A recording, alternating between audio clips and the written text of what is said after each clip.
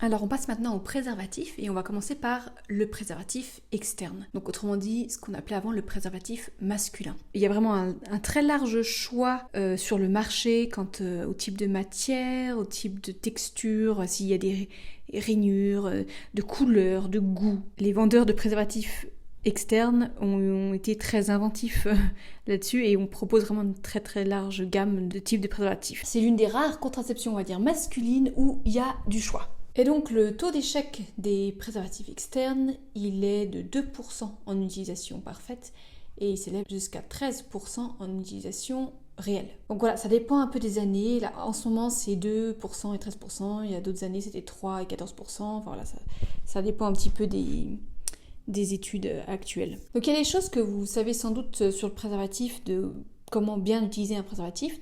Premièrement, il y a la façon dont on conserve le préservatif qui va permettre de garder une bonne efficacité.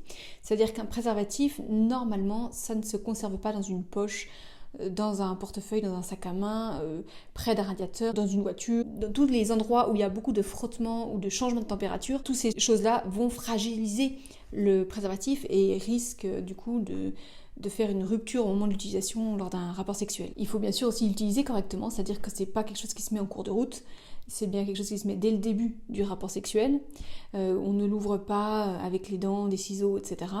On fait attention pour ne pas le couper ou le fragiliser. Voilà, on pince le réservoir du préservatif avant de le dérouler sur le pénis. Donc ça, c'est des choses, je pense, que vous savez. Il y a d'autres choses où vous êtes probablement pas forcément au courant et qui sont très importantes de savoir, de connaître quand on utilise régulièrement, ou même pas régulièrement, mais quand on utilise un préservatif externe en contraception. Premièrement, c'est important de vérifier que sur le préservatif, il y a bien le sigle CE pour Communauté Européenne. Ça la garantie d'une certaine qualité du préservatif et donc promet une meilleure efficacité que s'il n'y a pas ces normes-là. Pour NF, c'est pour normes françaises. Je suppose qu'en Belgique et en Suisse, il y a peut-être aussi d'autres sigles qui permettent de garantir une certaine qualité de produit. Il ne faut pas utiliser non plus n'importe quel lubrifiant avec un préservatif. Notamment, les lubrifiants huileux ne doivent pas être utilisés avec un préservatif parce que ça rend le préservatif poreux et donc va réduire l'efficacité de cette contraception. Donc il faut toujours des lubrifiants à base d'eau. Donc pas d'huile d'olive, pas de lubrifiant comme ça maison à partir d'une crème grasse ou de je ne sais quoi, d'une huile même si elle est bio. Non, attention, c'est pas compatible avec un préservatif. Il faut quelque chose qui soit à base d'eau. Il y a des marques bien sûr qui proposent des lubrifiants à base d'eau qui sont bien entendu compatibles avec les préservatifs, mais les classiques c'est surtout à base de silicone et c'est pas forcément clean, on va dire, pour la personne en face qui va devoir absorber ce produit dans son corps. Donc voilà, on peut aller sur des lubrifiants un peu plus clean, mais il faut bien vérifier qu'ils soient à base d'eau. Donc on en trouve en pharmacie, sur internet. Et puis il y a une autre chose que vous ne savez probablement pas, c'est qu'il ne faut pas insister dans l'utilisation du préservatif si l'un des deux au cours du rapport sexuel perd son excitation.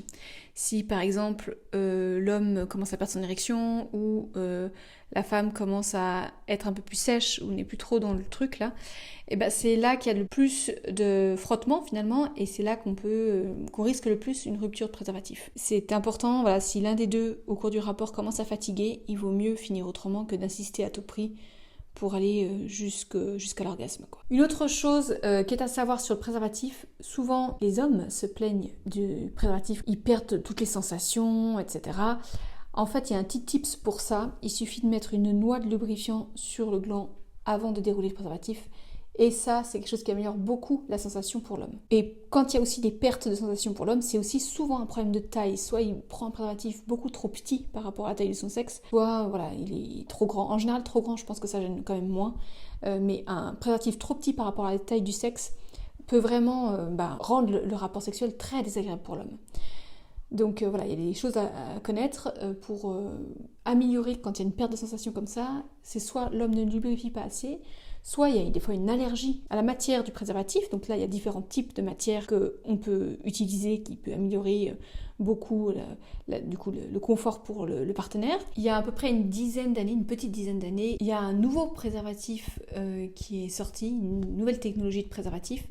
C'est ce préservatif l'Eloex qui a fait sa petite révolution parce que c'était vraiment une nouveauté dans la conception du préservatif parce qu'il est conçu avec ces histoires de nid d'abeilles là, qui fait que si jamais il y a une rupture du préservatif, ça n'éparpille pas le sperme dans tous les sens, ça ne claque pas et éjecte le sperme dans tous les sens, mais ça reste collé contre le pénis. Donc ça évite un peu plus que les spermatozoïdes soient éparpillés dans tous les sens.